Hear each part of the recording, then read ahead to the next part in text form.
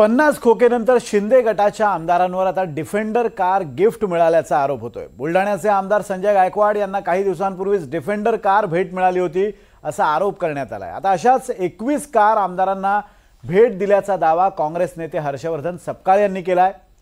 त्यामुळे महायुती डिफेंडर कारचा आरोप कसा डिफेंड करणार आपण पाहूयात या स्पेशल रिपोर्टमध्ये।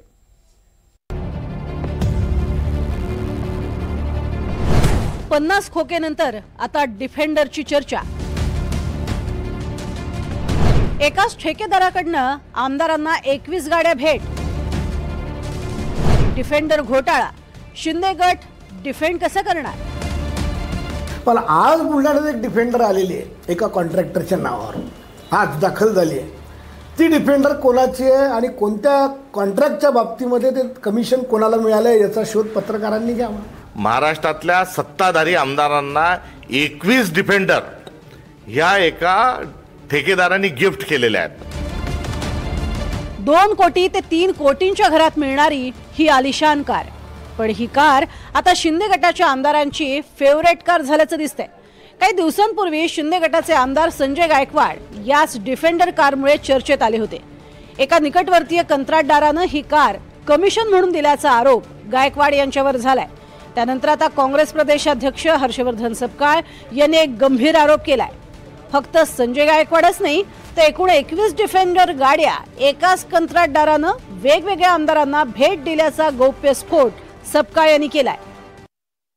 तर मागच्या काळामध्ये 50 खोके एकदम ओके असा जो एक नारा महाराष्ट्रामध्ये बुलंद झाला होता, तसा आता महाराष्ट्रात दुसरा एक नारा हा येऊ पाहत आहे। कारण दिवाळीचे फटाके हे फुटत असताना महाराष्ट्रातल्या सत्ताधारी आमदारांना 21 डिफेंडर ह्या एका ठेकेदारांनी गिफ्ट केलेल्या आहेत। आता त्या 21 आमदार कोण आणि गिफ्ट देणारा जो ठेकेदार आहे तो कोण, हा एक प्रश्न महाराष्ट्राला पडलेला आहे आणि याचं उत्तर हे लवकरच महाराष्ट्राला मिळाल्याशिवाय राहणार नाही। त्याच्यामध्ये आमदार संजय गायकवाड आहे का? 21 गाड्या आहेत, एक गाडी बुलढाण्याची आहे, ती आता त्या 21 मधली आहे का 22वी आहे हे आपण सर्वांनी मिळून शोधा। पण हा वाद विरोधकांनी नाही तर महायुतीतल्या सहकाऱ्यांनी उकरून काढलाय। भाजप जिल्हाध्यक्ष विजय शिंदे यांनी ही डिफेंडर कार कंत्राटदाराकडनं कमिशनच्या रूपात घेतल्याचा आरोप केलाय। आणि मी 1.5 कोटीची डिफेंडर आणल्याचं जे बोललं गेलं, ती डिफेंडर तर अजून मला माहिती नाही मी कुठं आणली आणि कुठं ठेवली। पण आज बुलढाण्यात एक डिफेंडर आलेली आहे एका कॉन्ट्रॅक्टरच्या नावावर, आज दाखल झाली आहे। ती डिफेंडर कोणाची आहे आणि कोणत्या कॉन्ट्रॅक्टच्या बाबतीमध्ये ते कमिशन कोणाला मिळालं याचा शोध पत्रकारांनी घ्यावा। मुख्यमंत्र्यांनी चौकशी करावी काय? नाही, मुख्यमंत्र्यांचा पदचा विषय नाही हा। मुख्यमंत्र्यांच्या महाराष्ट्राचे कामं पडले हे तर इथलाच आपला PIB करू शकतो। दरम्यान विजय शिंदेंच्या आरोपांवर संजय गायकवाडांनी खास आपल्या शैलीत उत्तर दिलंय। ज्यांनी आरोप केला, पहिली गोष्ट तर त्यांनी काय हरामाचं कमवून ठेवलं हे कोणाला सांगायची गरज नाही, मी त्याला काही उत्तर देत नाही। पण तो जी गाडी आहे ते निलेश ढवळे हा कंत्राटदाराच्या आधी माझा नातेवाईक आहे आणि माझ्या पक्षाचा कार्यकर्ता आहे आणि 1.5 कोटी रुपयाचं कर्ज त्यांनी त्याच्यावर काढलेलं आहे। आणि जी गाडी त्यांनी आधी आम्हाला म्हणजे त्याने लेजेंडर गाडी होती ती गाडी विकली आणि त्याचं डाऊन पेमेंट घेऊन म्हणजे 100% कर्जावर त्याची ती गाडी आहे। त्याच्यात काय चर्चा करायचं किंवा आरोप कौतुक करायचा विषय आहे? त्या गाडीवर MLAचा सिम्बॉल पण टाकलेला आहे। MLAचा सिम्बॉल माझ्या अनेक कार्यकर्त्यांनी टाकलेत। आता जोपर्यंत माझ्या मी त्याला म्हटलं जरा डिफेंडर गाडी मला पण आकर्षण होतं, मला पाहू दे जरा दिवाळी असतो मला वापरून, मग तेवढ्या करता सिम्बॉल आहे त्याच्यावर। असं वाटलं तुम्हाला त्या गाडीमध्ये बसून?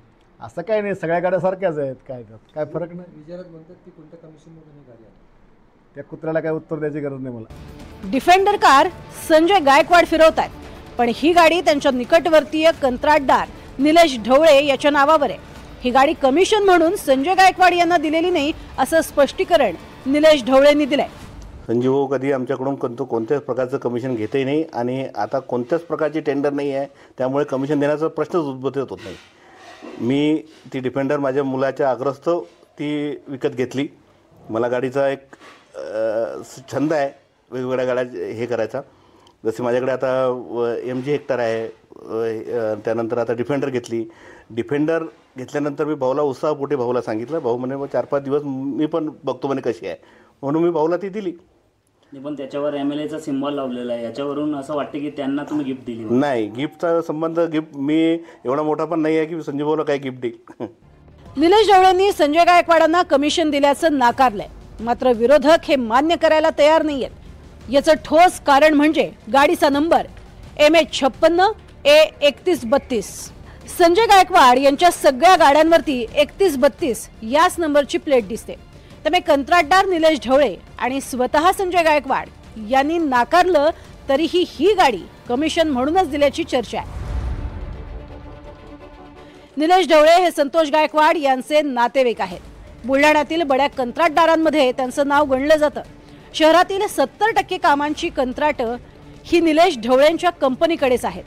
सध्या शहरातील 26 महापुरुषांचे पुतळे आणि बागांचं सौंदर्यीकरण, बुलढाणा कोर्टाच्या इमारतीचं नूतनीकरणाचं 32 कोटी रुपयांचं कंत्राट आणि जिल्हाधिकारी कार्यालयाच्या इमारतीचं कंत्राट देखील निलेश ढवळेंच्या कंपनीकडे आहे।